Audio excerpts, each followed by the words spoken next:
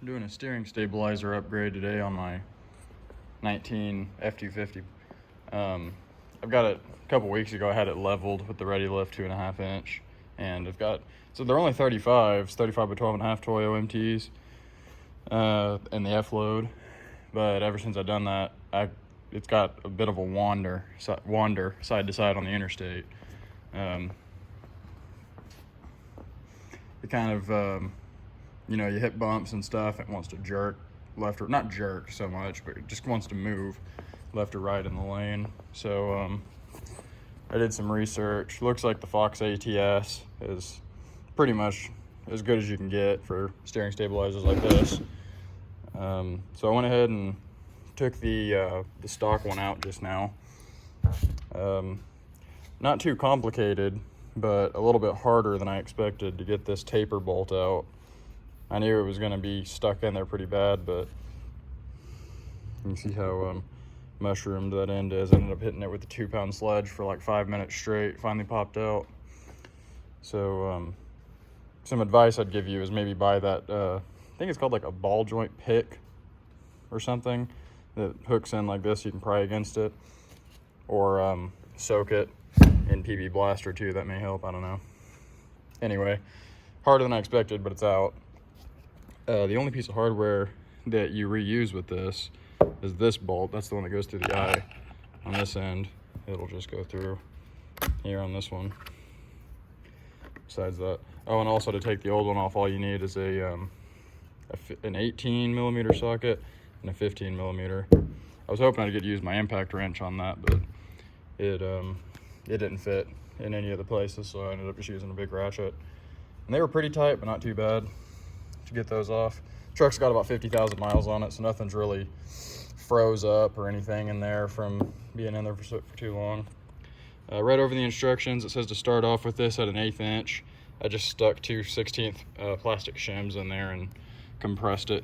Set it on the table like this, just compressed it down onto them like that to get it. And I'll just leave those in there till it's bolted on. That way I know it stays at an 1/8. So basically I'm gonna go under there now and go ahead and bolt this on this end and then start worrying about the bracket. The instructions said to put some blue Loctite on these, so I've been letting these sit for a few minutes with blue Loctite. This is the bracket that mounts on the other side of this, like that.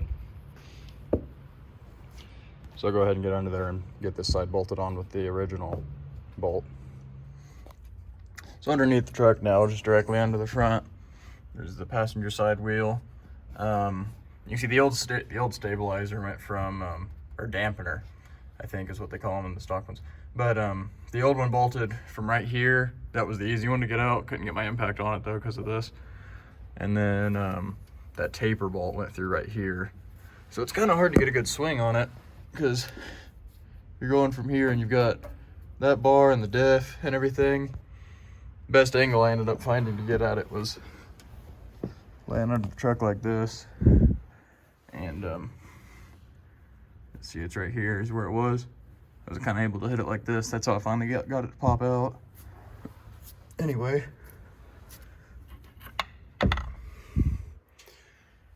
this now just bolts in place right where the old one went right there. I'll go ahead and get it mounted and then start another video. All right, so I've got that bolted up and tightened down. I went ahead and turned the wheels to the right. They're not all the way against the bump stops, but I'm not gonna tighten it up like that. Something you'll notice is when you first get this up here and then you try to attach that to your drag link, is that this is going to line up horribly. But it turns out this does have some adjustment side to side, or it does have some movement. It's kind of on almost like a little ball joint in there. So it's really hard. You can't move it by hand, but I just put a squeeze clamp on it and clamped it, and I've been able to kind of twist it around a little bit so that it lines up a little bit better now, because it was like not even close.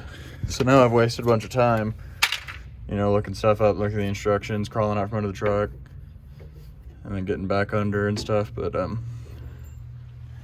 it's still not perfect, but it's got a little bit more. It's just hard to do it while I'm holding my phone. But that's way better than it was. It was like didn't look like it was ever gonna work like that at first, but apparently it's adjustable. You can kind of tell it's kicked a little bit. So I'm gonna loosely mount this, and then since I'm by myself and it turns out my jack isn't strong enough to pick this truck up, I'm gonna have to figure something out to hold the wheel against the bump stop temporarily while I can get this tightened down, because it needs to be all the way against the bump, because you don't want it to compress this farther than it actually, you don't want the steering working against the steering stabilizer, you know, when it's bottomed out. So I'll just have to figure out some way to get the wheels to full lock just while I get under here and tighten the 4 Allen screws down after I get the clamp temporarily loosely mounted on there. All right, so now I've got this, I got all those started. It's still just on there loose, and like it's still not absolutely perfectly fitting on there, but I imagine once these are tightened down, that'll kick it the rest of the way and then it'll stay. So I'm not too worried about that binding up or anything. Now I basically just got to get up there, and I'm gonna have to start the truck and turn the wheels all the way, or turn them all the way to the passenger side, full lock, resting against the bump stop. And yeah, this jack wouldn't pick the truck up at all. Because I guess if you could jack it up, you could turn it full lock and they'd probably stay against the bump stops. But on the ground, it wants to kind of kick back, you know, as you'll turn it against the bumps and let go of the steering wheel, and it'll straighten out again. So now that I got it to that point, I'll start the truck and turn it all the way over, and I don't know, tie a rope to the steering wheel or something to keep it full lock while I tighten that down real quick. If you had someone else with you, you could just have them hold it at full lock and tighten it down, but I didn't figure I'd run into this issue. But that's stuff I'm used to dealing with. All right, so tried to do that as fast as I could. I tied the steering wheel to the handle, started the truck and tied the steering wheel to the handle at max lock. Tried to do it quick because I don't know how good that is for the power steering system being forced to stay at full lock. So I was able to come down here and get these tightened up enough in a couple seconds, and then got up and killed the truck and torqued them down the rest of the way. So that's tight. The gap closed up good like I figured it would, so that looks good now. This is tight. Still got a good space, you know, it kicked back so the shims fell out, so I've got a little bit more space here now than I did at full lock. But so I shouldn't bottom out here, and I should still have plenty of shaft exposed here whenever I turn the other way. But what I'm gonna do now is test to make sure it doesn't bind or anything anywhere. So I think, once again, by myself, I think the way I'm gonna do that is I'll leave my phone under here and then watch on my watch through my camera as it articulates back and forth, make sure everything looks good under here, turn the steering wheel nice and slow, and make sure I don't bind up or force anything to move when it shouldn't.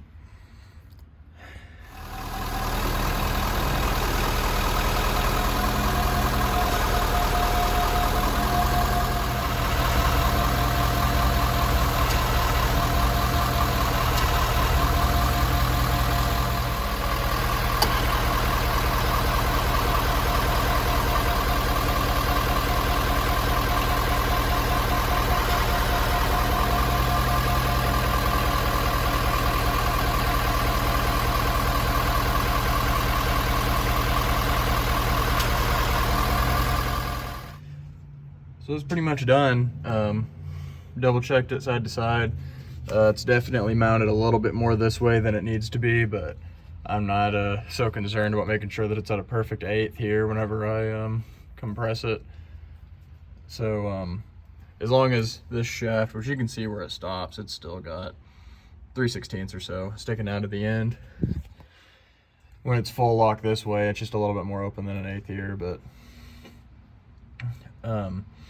basically all I got to do now is adjust this. I don't know exactly where this is from the factory, but I know it's got 24 clicks, so I'm basically gonna go all the way loose with it, and then twist it 12 times, 12 clicks. See where that puts it, and then adjust it from there. And then I'm pretty eager to take it on a test drive, see how it handles on at highway speeds compared to how it was. I'll probably do a video of, 70 miles an hour, see exactly how it compares to how it rode before. Truck's definitely way more solid at highway speeds. 80 miles an hour used to be a little bit unrealistic after I first lifted the truck. You had to kind of, you could do it, but it wasn't comfortable to travel at speeds like that. Now I can just, it's really, you can feel the beginning of the wander and the bump and stuff, the way that it used to kind of do. It's like you'd hit a bump and it would want to kind of jerk side to side, left or right. Felt like you could kind of, it's kind of hard to stay in your lane sometimes. It would, wander side to side, everything. But now I can just one finger at 80 easily. It's so much better than it was before this. I was a little bit afraid it wasn't going to make a huge difference because I couldn't really tell a difference in town. Of course, it was never bad at, town speeds, just driving around regular roads. But over 70, it used to be horrible.